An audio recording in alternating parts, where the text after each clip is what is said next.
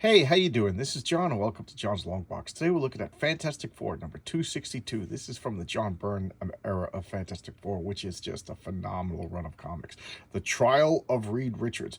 I didn't realize this until just now, but this is Assistant Editors Month. So, Assistant Editors Month, a few times I talked about it, was 1 month when all the editors, they went to some sort of retreat. I don't know exactly where they went or whatever, but all the bosses went to a retreat, and they had like this goofy gimmick that they were going to let the assistant editors take over the comic books. So they were in charge for the month. So they were just like, let's make it silly and goofy, even though, it was planned out months in advance. So there's really no excuse other than to make it a gimmick. But like the Walt Simonson's Thor was going on with the Beta Ray Bill insert a story. They didn't want to insert just a goofy story just to make it goofy, so that wasn't particularly goofy, and this wasn't particularly goofy. The only like gimmick they did was hey guys, I thought it's a sister's husband. Let's not do anything silly on the cover, okay? John Byrne had a story, and bless him, he didn't want to ruin the story with just some cheap goofy gimmick. Now I showcased the Avengers where they went on David Letterman. That was Assistant Editors Month. And I, for the life of me, I can't remember what. I'm sure when I see the covers, I'll remember. But anyway, it was a month that, for whatever reason, they went with a gimmick, and it was kind of charming. So let's get back to this. This is a cover. For whatever reason, this cover has always stand out in my brain. But I don't know how I feel about it. Sometimes I hate it. Sometimes I love it. But one thing I will say, I've always remembered this cover, so I guess it's very successful.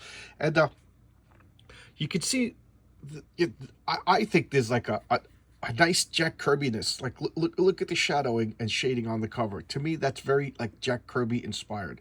Even though John Byrne, I'm just taking a sip of coffee. Even though John Byrne put his own stamp on the Fantastic Four by changing their costumes, and I remember that I was upset by that. That bothered me. Oh man, did that bother me. How dare you change the Fantastic Four's costumes? I grew to like it. I still prefer the original colors, but this was pretty good. But just look at the shading on the face. And then we have all of these alien faces in the background. I always felt bad for that race. That's what you're gonna go through life looking like. The Skrulls are cool. Empress Leandra over here. And then we got the Torch, we got Ben Grimm, we got Sue, the rest of Fantastic Four. But let's open it up. Right over here, 1983. So no need to go to the indicia, but we'll do it anyway because that's the way. Okay, we got Atari Presents Battlezone. Okay. I think. Okay, yes, I remember this. This was a tank game. So here we have Fantastic Four, Volume 1, number 262. This is January 1984. So here we have the opening pages. And, this is the assistant editor. Look, I know the Fantastic Four is almost terminally late now. Neither we want to produce. So here's the assistant editor, yelling to John Byrne. That's the gimmick. So that's how they make, like, they're doing this little gimmick that they can explain away as it's Assistant Editors Month. So they're saying they don't have an issue for the Fantastic Four. John Byrne is the official artist writer of the Fantastic Four in continuity, and he's just like, I can't come up with an idea, but I just love the drawings. Like, I can't. I wonder, like, how flattering did he make him? Was he chubby or whatever? He's like, I still have to invent the story. Usually, what he's saying is, usually the Fantastic Four shows up, or some sort of representative shows up and tells me what's going on, and I turn it into a comic book story. Because you think I don't have what it takes to come up with this stuff, So he's goofing on himself, which kudos there. I like the idea of self-deprecating humor. So he's like, I don't know what, I'm just a hack. I can't come up with ideas. Blah blah blah blah. So he's calling up Roberta. Who's Roberta? Roberta is is Reed Richards made a robot secretary. He recognizes that, like, they get attacked by Doctor Doom and Annihilus all the time. So he made a robot secretary named Roberta. And he could have made her totally human, but they put this, just to remind us being mortal fans that it's a robot. And he's like, what's going on? And the Watcher shows up. You, the Watcher. John Byrne, I have come for you. And I love all this Jack Kirby, Steve Ditko reality bending LSD nonsense in the background. It's so cool.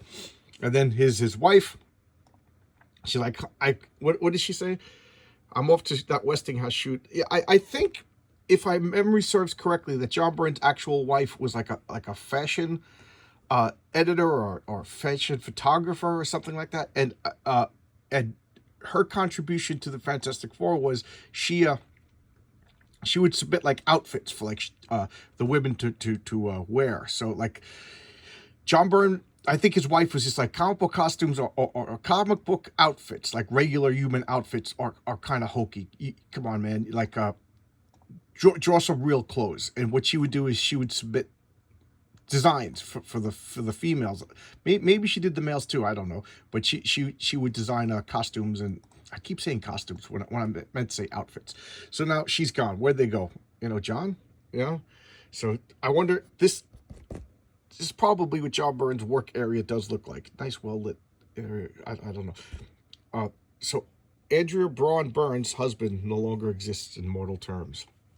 So there you go. He puts his wife and himself in. And now he's flying through the cosmos, traveling beyond time and space. I just love all this nods to Kirby. This really is like a love letter to Stan and Jack. Wow, a lot of ads in a row. Holy mackerel. 3, 2, 1, contact. Here's the letters page. Wow. So this is explaining the motif, or not the motif. Jeez, my brain is not working today. This is explaining what assistant editor is going on, and I always like to look at the names just to see if there's any names that I recognize. Nope, I don't recognize any names. Alien Legion. Okay, this was Epic Comics. Epic Comics was a Marvel Comics creator-owned series. So this, in a very real sense, was Vertigo Comics before Vertigo. Like, in retrospect, Epic Comics, I think, became a very, very important line. So those of you who don't know what I'm talking about, there was Marvel Comics, and then Marvel Comics wanted to up the game a little bit, is I guess the only way to display. So they made another imprint, meaning it was like a small comic book company within Marvel Comics, and it was Epic. And one of the things that they did was they would they did like Marvel Fanfare, which was Marvel characters and stuff, but they would also give other creators a chance to showcase their talent with their own stuff, and you had like a deal, you owned it. So one of them being Alien Legion, and I don't know why. Well, I know why. I totally bypassed Alien Legion. I did not get it to the point. I think I bought the first 10 issues and I haven't read them yet, just recently, within the past year, because I've been hearing so much good stuff about them. But I just bought because I wasn't into science fiction comics. Okay, so script Alan Zelentes, pencils Frank. I can't even read that. Oh, ink Terry Austin create. Okay, so I think we'll enjoy that. But anyway, let's get back to the comic. So now, this is not a splash page. This is a 2-page spread. It would have to be a splash page, would be 1 page. But here we have the trial of Reed Richards. And, we got this, it looks like party balloons, I always thought as a kid. The Watcher over here, John Byrne. And here's John Byrne coming up to the Fantastic Four. Mrs. Richards, what is this? What's going on? What the heck are you doing here, Byrne? Byrne, maybe he come to try to get the story right this time. He goes, one thing, we're talking about something more important than a comic book story. He goes, apparently the Watcher disagrees with you, kid. That always bothered me, that John Byrne, you get to call the Human Torch kid. You're just a comic book. In this world that you've established by your own rules, you're just a hack. And this guy saved the world, and you're dismissing him. That always bothered me. So he's going right to Sue. And a little bit of insider information. Sue Richards is John Byrne's favorite member of the Fantastic Four. So, and to his credit, he made her the most powerful. I always believed that she was the most powerful. She just didn't use her powers correctly. But when it comes to sheer power, because Reed Richards' intelligence and everything makes him the most dangerous, makes him, the most important member. I don't think anybody will argue with that. But, he's a brute, an indefatigable brute. He's got this fire, but they're all power. But in raw power, she could defeat them all. And she could probably defeat the rest of the Fantastic Four combined, provided Reed Richards doesn't do the, the Deus Ex Machina magic science stuff on her. But anyway, so he just goes right to his favorite character and starts talking, and he's just like, Ben is being Ben, my favorite member. and read. Okay, so now what's going on? This is Empress Leandra. For those of you who may or may not know, Empress Leandra was she debuted in the X-Men. So it's a funny story about Empress Leandra. It's funny. I was walking down the street one day, but it's a funny story about Empress Leandra. In the X-Men, and I think it was the Neil Adams years, Charles Xavier died. They thought that Charles Xavier had outgrown his premise, and to a certain extent, they were kind of true. So, like, the Fantastic Four were no longer, school children. They graduated and they were full-fledged superhero teams. So they did not need a mentor anymore. So rather than just retire him off, they said, let's kill him off. So they killed off Charles Xavier, and I do believe 100% that he was supposed to be dead. And then later on, they kind of regretted this decision. They said it was a character named the Changeling. So they retroactively inserted a new mutant called the Changeling, and he died in Xavier's place. Yeah, it's as hokey as it sounds. So that begs the question: where was Xavier when the Changeling was taking his place? Well, they came up with this story that he telepathically mind linked with this alien Leandra, and she came and picked him up, and they were doing the lovey-doveys out in space. And then he came back, and that was the end of Leandra's story. But then they're like, she's a kind of cool character. So they brought her back a few times, and now I find Empress Leandra to be a really cool, compelling, what is it, like a character with flaws and problems. So she's the empress of the Shi'ar, and the Shi'ar is a whole space empire, and this was like full on. Chris Claremont was inspired by Star Wars. She was the leader of the Empire, but paradoxically she was also the leader of Princess Leia. So she was good, but she had duties to take care of. But she was a real interesting character. And just side note that I find interesting is her people evolved from birds. Princess Tamaran, Coriandar's people evolved from cat-like lion people. But they evolved from bird people. And they have like an entire galaxy. Now, space in comic books is kind of weird. They just make these proclamations, and nobody really maps out where it is. I would love to get an actual map of the Marvel unit. Which galaxy does the Shi'ar, like, do they control the Milky Way? Do they control Andromeda? Because I think the Skrulls are from Andromeda, and the Kree are from M31, but not everybody's a pedantic lunatic like myself, so who knows where they changed all this stuff. But anyways, they control part of the galaxy. I don't know which one. If anybody knows, please put it in the comments. And they're like a super badass. They're like rivals for the Kree. They're rivals for the Skrulls and their galactic power. And for the most part, they're benevolent. But, it's an empire, so heads got to be crushed every once in a while. This is Gladiator. This is her enforcer. That's her tough guy. A Gladiator is an unapologetic homage, rip-off, whatever you want to call it, of Superman. And to the point, his secret identity is Calark. Okay? So it's Clark Kent, kind of mixed up. And he is, like, undisputably one of the most powerful, physically powerful beings in all of Marvel Comics. Wouldn't it be funny if they got Henry Cavill to play him in the Marvel MCU? Or Hyperion, the other Superman ripoff? So he's explaining to John Byrne what happened. She holographically projected herself and warned the Fantastic Four, your day of doom is coming. And this is, Fantastic Four 251, 256, and then this happened in X-Men 167. Why did she do this? Because Reed Richards saved Galactus. Galactus was dying, and Galactus was desperately dying. Like, he was on his last gasp. He was so out of energy. He came to Earth. Like, he was like, I made a vow never to come to Earth, but you know what? I'm dying, and he's panicking. You know what I mean? Like, I don't mean to make this comparison, but I guess it's like the Donner Party didn't mean to eat each other, but they were starving and desperate. In desperation, screw your promises and stuff. Like, we're going to eat each other. So Galactus comes back to Earth, even though he said he wasn't going to, because he was starving to death. And then the Fantastic Four teamed up, and I will be showcasing those comics. Those are phenomenal comics. they defeat Galactus, and then Reed Richards saves Galactus's life. So he's just like, I love this. I love this outrage over here. That arrogant witch. I've always had the impression she was too full of her own importance, but to actually threaten the Fantastic, like, who are you? You just, the real John Byrne, yeah, you could say stuff like that. But this is hack John Byrne, goofy hack caricature of John Byrne. So she's now making do on that promise, and she captured Reed Richards, and now she's making him stand trial for saving Galactus's life. And they're like, well, a golden opportunity to get free. This is interesting.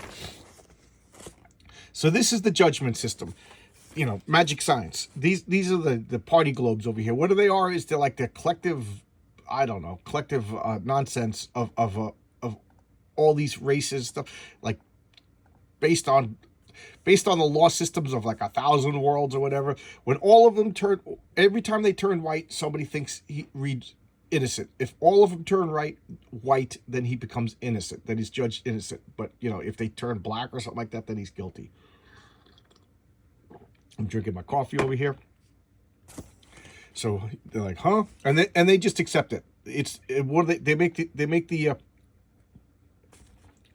They make the proclamation that is the most fair and just system of government in the galaxy, and we just accept it. Keep in mind, this is from the same race, the same empire that still has trial by combat. Because remember that I showcased X-Men 137, where pretty much the same thing.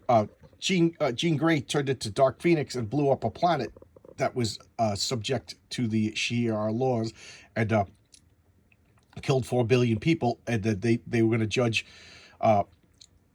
Jean Grey. I showcased this. One of my favorite showcases I did. They were going to judge Jean Grey guilty, which she was. She killed them all. She can't control her powers. I had no problems with that. And then the X-Men invoked trial by combat. So they have trial by combat. Now they have the most the fair justice. So there you go. It's a little bit of contradiction. So the Skrull, he's given his testimony. Galactus came and destroyed the Skrull homeworld. Destroyed our homeworld. Can you blame him for being upset? Whether you like the Skrulls, don't like the Skrulls, that's irrelevant. The fact remains that Galactus did destroy the Skrull homeworld. So now he's going over it. And this happened.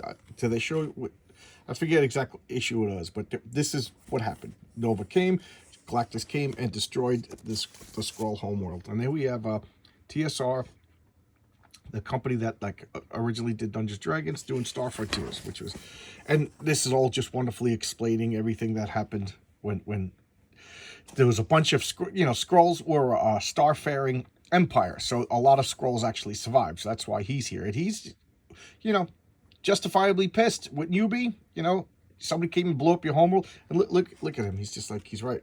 If I had not acted, so the Skrull homeworld was immediately destroyed right after Reed Richards saved Galactus. So he's just like, yeah, I did this. It's like, look at this. You're not even defending yourself. You're not even explaining why you did this stuff. And, she likes Reed Richards, but she's got duty to do. And like it or not, you can't have this galactic being going around destroying planets. And Reed just looks guilty. And now, the Johnny Storm's all in, they're going to kill Reed. He's like, you got to do something. She's like, we could get, because I can't directly interfere, but I can get witnesses. So he's like, go ahead. I'm going to send you out to get character witnesses for Reed Richards. And he's like, Watcher, wait, the torch, where'd you go? He goes, calm yourself, John Byrne. I love that. How, John Byrne gets to directly challenge the Watcher, kind of a little arrogant. Because I have not promised that all things shall be made. I promise that all things shall be made known to you, John. Now take your place. He's like, I'm the chronicler of the Fantastic Four. I need to know what's going on. And, I just love how he's making himself so important in the story. And now the Watcher is saying, he's like, I plead guilty. I saved Galactus. And everybody's like, huh? What's going on? And everybody's shocked. Why is he doing this? And I love that this is one of the race of you could see some of the older. This race, they existed on Terrax's homeworld. So I when Terrax the Tamer, he had sex slave women, girls, and this is one of their race. A lot of I don't know if John Byrne's just using the same templates or he's planning that, but unfortunately, there's that race. So they're like, what's going on? Reed, defend yourself. And she's like, calm down. Stretchy knows what he's doing. Notice that there's no background, and now he's giving his speech. Galactus first came to Earth all those years ago. You cleared Galactus is not a neutral being. He's beyond good and evil, but he's neutral, but he's not neutral because he's lawing it up. And he goes, and this is what he says. Albert Einstein once said that God does not play at dice. He meant that there's an order to things in our universe. And I very rarely read everything, but I'm going to read this because I can't sum it up as well. And it does not require any belief in a supreme being to realize that Galactus must somehow be part of the order, and I suspect an important part. For if he truly be considered neutral, then the apparent evil of his actions must in the end result not be evil. And so they must be part of some greater good. I cannot believe that he would be allowed to exist if this were not the case. And she's like, that's your defense? A child's game of arithmetic? Excellent retort. Allow me to retort. So the Watcher shows up and brings another character witness, Odin. Dun, dun, dun. So Johnny Storm went on behalf of the Watcher to go recruit Odin to go speak in his defense. And I love this. That's Odin. What's going on? And they're like, huh? And Odin's like, do you allow him to speak? And she's like, yes. Now, here's where I'm going to call a little bit of BS. Does Odin have worshippers in the Shi'ar Empire? Like, why does she respect Odin's authority? Who is Odin to Princess Leandra? You know what I mean? He's a Norse god of the sky. Their planet doesn't even have the same sky. I can't think of another word, but he's like a parochial, local, tribal god. On Earth, he's important and cool and part of our history, mythology. But is he anybody to Princess Leandra? Like, they're making him seem like he is, but they gotta show. Excuse me while I take some coffee. Wonderful Tim Hortons coffee. There's my little plug. They gotta establish that Odin means something to Leandra, because otherwise, who cares? And they kind of play up the fact that, like, sometimes they are gods, sometimes they're just all, powerful beings. So, like, if they played up that he was just, like, an important co-emperor or something, but I don't buy that. I never bought, even as a kid, I was like, why does Leandra care about the Earth's Norse sky god? And like, because there's not even just one sky god on Earth. He's just one of many. There's an Aztec sky god. There's the Greek sky god. So, you know what I mean? Like, I don't buy that Leandra would be like, oh, that's important. So he's talking about Galactus before he's born. So this is the previous union. This is the previous universe. So they're subscribing to the, before the Big Bang, there was a universe beforehand, and that universe was dying. So it's like the heat death of that universe, and the planet Ta. And this is Galen, and Galen's like a chief scientist. So it's kind of like, get some bubble gum in the other universe. So he's witnessing the death of the entire universe. It's an oscillating universe. Big Bang, everything expands, gravity overwhelms, pulls everything back to a singular point, and then boom, Big Bang, everything. So this is the previous oscillation. And the entire universe is collapsing upon itself. He's trying to escape. Where is he going to escape when the whole universe is exploded? Who knows? But he gets pulled back by the gravity into this singularity point, and he forms like an incubator. One of the Watcher. Now this kind of hints. Oh yeah, this kind of hints that these Watchers like maybe from also beyond time and space or beyond that universe. I gotta read. I kind of forget the detail. But he saves Galactus or Galen, puts him in this incubator where he like floats for 10,000 billion zillion eon time units, and finally he's reborn as Galactus. And he's like, and he waited for life to arise, and what does he do?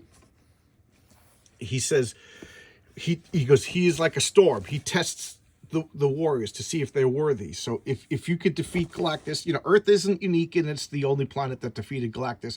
Galactus will come, he will destroy your world, and if you could defeat Galactus, then you are worthy, you're strong. It's a way of culling out like unworthy worlds, which is kind of insulting to all those people who are survivors of the world.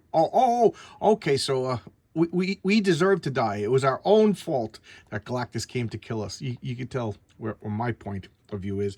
And Galactus is like, so, saving Galactus was no more than saving the natural order. Culling the weak, Galactus is a test. And if you test, the universe will achieve its greater purpose. So speaks Galactus. And like, yay, we won. And they're like, so some of the globes are white. It's like, not all of them. All of them have to be turned white. Not everybody. And then, boom, it gets destroyed. Why? Because Nova's here. And they're like, uh-oh, what's going on? And what happens? Galactus shows up. So this is my favorite page in the entire comic. Galactus is now here to speak on Reed Richards' defense, Reed Richards' behalf. And all these little pictures, this is how Galactus looks to each race. So I always thought that was fun. Like, how come this space being kind of looks like, a human in a funky helmet? Why? Because that's how we perceive him. Galactus is so far beyond our perceptions that our brain interprets Galactus the way it makes us comfortable. So this is the way these people view him. This is the way these people view him. I love that. So this is the way Galactus looks. Look at that, just a pulsating orb, just so freaking cool. So each race's brain interprets the energy that reflects off Galactus's body in a certain way, reorganizes it, and that's why John Byrne's one of my favorites. That's I and this is mean, and I don't mean to be mean. This is why I revere John Byrne, his writing, even above Chris Claremont. And Chris Claremont is one of the guys on top of the mountain, because how many other runs did Chris Claremont do? But John Byrne is just so good. Look at this Boltons. What else is coming out? A lot of these. Okay.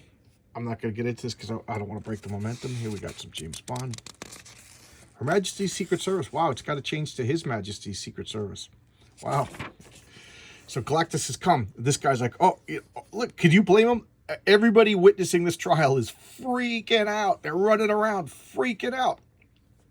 Can you blame them? This is just like, just think it's like 1945 or whatever, and you're in Japan, and there's a walking atomic bomb. You're like, you just blew up Japan, and now there's a walking atomic bomb. People are freaking out, and this guy's just like, this is my chance. He flies up to Galactus, and he takes out this gun. He's gonna drill into his helmet, and he's gonna implant a bomb, and the bomb is gonna detonate and into Galactus' skull and killing him. And he's just like, why isn't he doing anything?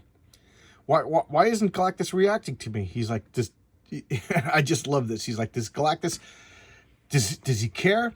Is he waiting? Or does he know that this isn't going to work? And if he knows this isn't going to work, is he going to punish me for besting? He goes, I shouldn't do him. I shouldn't do this right now because Galactus knows it's not going to work, and he's just going to destroy me. I'll come back later. So I love this.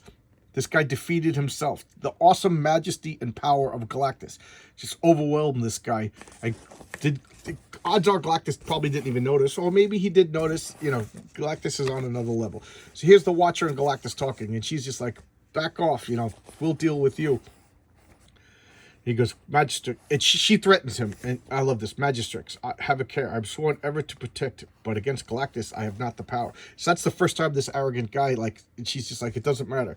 Your words have no value with this court ravager. By naming him your friend, you served not to save Reed Richards, but to condemn him. Just by saying Reed Richards is my friend, it's a death sentence. So he's explaining himself, and he goes, I have not the power yet to speak on Reed Richards' defense. Maybe you can help me. So the Watcher and Galactus, they're not powerful enough to do what needs to be done. They join hands, and what do? They summon Eternity. And who is Eternity?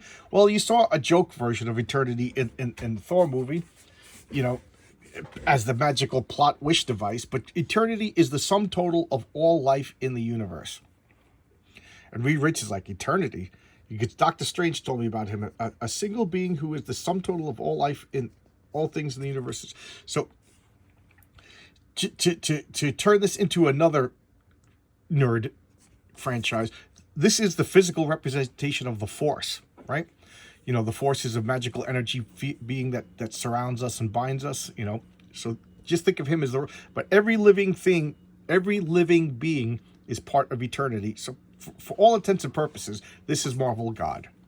You know, that's the only way to describe him. He's Marvel comic books God.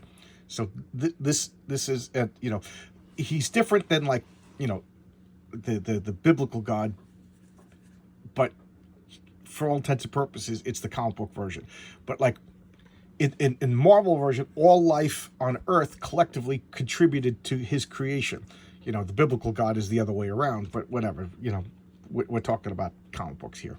I don't want to get into a theological discussion. It's beyond the purview of this comic. But anyway, let's just say that this is the top. This is the top dog. Now, is this the living tribunal?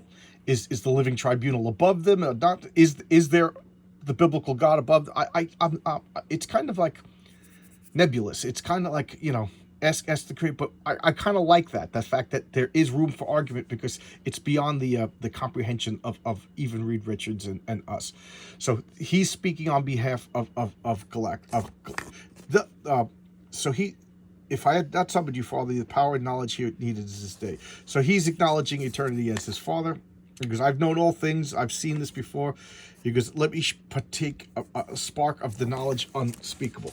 And what he does is he just opens up a little bit of their minds to the concept of Galactus, that he's part of the natural order. He is like, you know, there's storms, you know, sometimes there's bad things in life, sometimes there's good things in life. Galactus is one of those things. He's an integral part of existence, and had he died, it would have been a catastrophic galactic universal level threat. There would be a void, and something would have filled the void even worse. So they all understand that Galactus is, I would say, necessary evil, but they don't put it that way. But they get kind of enlightened as to the grand purpose and design of Galactus, you know.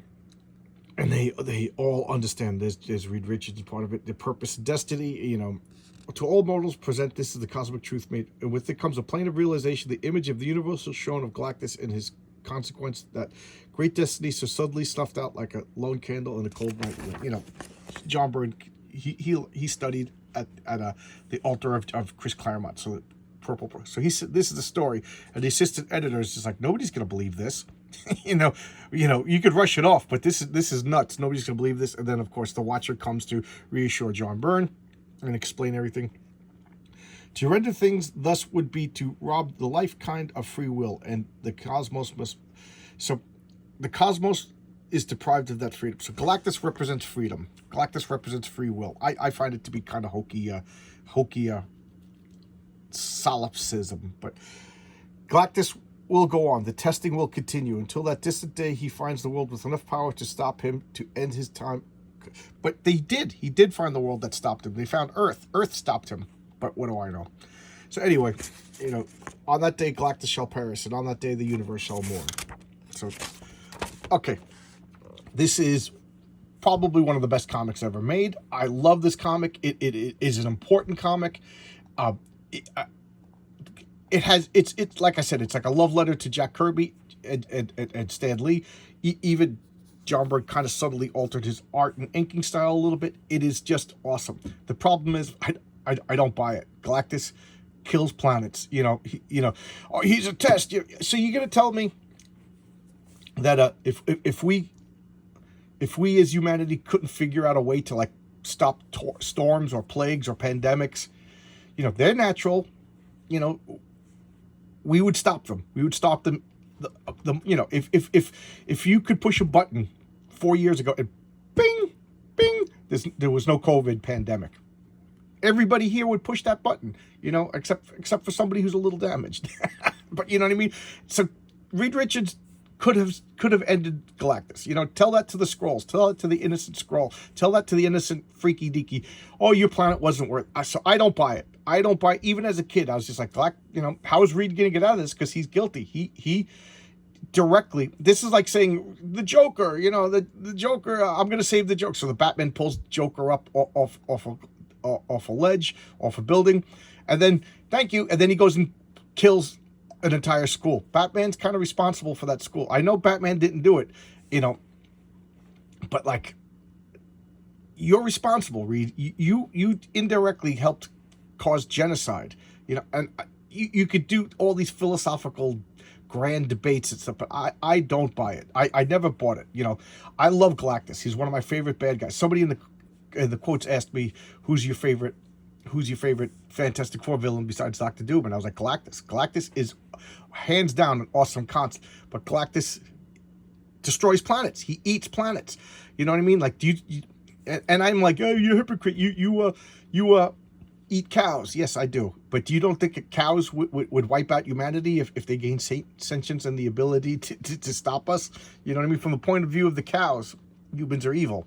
I would think your cows were like, yeah, that's cool. He's only killing the weakest cows. It's a test. It's a test. It's only the weak cows that are dying. Do you think the sentient cows would be thinking like that? No. So there was two problems with this comic, and a million things that were great about this comic. Why did Leandra defer to the authority of Odin? Who's Odin to Leandra? And I'm sorry, but to my way of thinking, Galactus is a bad guy. You know what? For those of you who may or may not know, there's another YouTube channel called The Fourth Age, run by this guy RJ. And RJ I think he said that he has a degree in theology, and he's the smartest human being that I know, and very intimidatingly smart. I would love to hear what his thoughts are. So, RJ, I'm going to ask you to please comment if you ever see this video. But I would love to. That's what I love about this comic. It does start a debate. High school kid or junior high school kid, when I read this, me and my friends were arguing this. We were debating, is this correct? Is this wrong? For comic book world, it had to come out this way. Galactus had to survive. Well, not that Galactus was any threat, but Reed Richards had to survive. So could they have battled his way out? That's what I thought was going to happen. But or I thought that Reed would come up with a better argument, or Reed would magic science it. I don't know. But this is not what I expected as a kid. Although I have to admit, when Odin showed up, I was like, oh my God. And then Eternity shows up. Oh my God. I could have done without the condescending John Byrne, but there you go. But I love this comic. And as you can see, here it is. 25 years later, 30 years later, my math is bad. I still love this comic. I still talk about this comic. In fact, my buddy Tony Dimes requested this last night. He contacted me last night and asked me to do a showcase of this. And I was like, you know what? Absolutely, I'll do a showcase on this. Thanks for making me think about it. Because it is, and this is what comic books are supposed to be. This is a debate. This is a philosophical argument. This is important. We should be talking about this. Maybe not in terms of Galactus, but think about it like, do humans have the right to better themselves? Like, do we get rid of tidal waves? Global warming. Is global warming just a test? For those of you, oh, global warming, it's just going to flood the stupid cities. You know what I mean? Like, do we think like that? It's just a test. It's a test that we overcome. Okay, so if we overcome global warming, or overcome a pandemic, or overcome cancer, these are all Galactus. Would we put, just think of it now, okay? This is my argument. Tony Bag of Donuts comes up with a cure for cancer. He cures cancer, and then Joe Smith comes and destroys the cure for cancer and erases the hard drives. Because cancer is a test, and it only kills the weak people. Would anybody buy that? Would anybody buy that? Cancer is natural, so therefore it serves a higher purpose. That was Reed Richards' argument. I don't know. I don't buy it. So there you go. I wear my emotions on my sleeve. Sometimes I talk about things I shouldn't talk about, but that's me.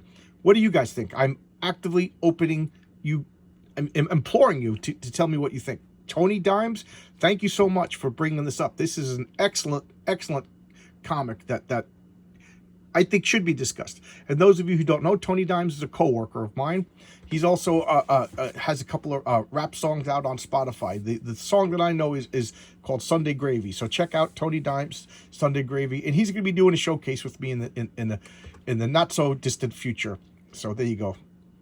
And go check him out on Spotify. Tony, mention in the comments some of your other songs. I'm an old school punk rocker. I don't know raps. I don't know you raps kids and your newfangled raps.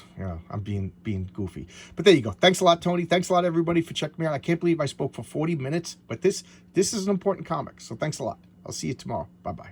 Oh, tomorrow will be Sunday Comics. Speaking of Sunday Gravy, Tony will be making the Sunday Gravy, which is what the Goombas call the marinara sauce. Don't. It drives me nuts when Tony Dimes. I'm in. You started me debating on the existence of Galactus. Now I'm gonna start a whole nother argument.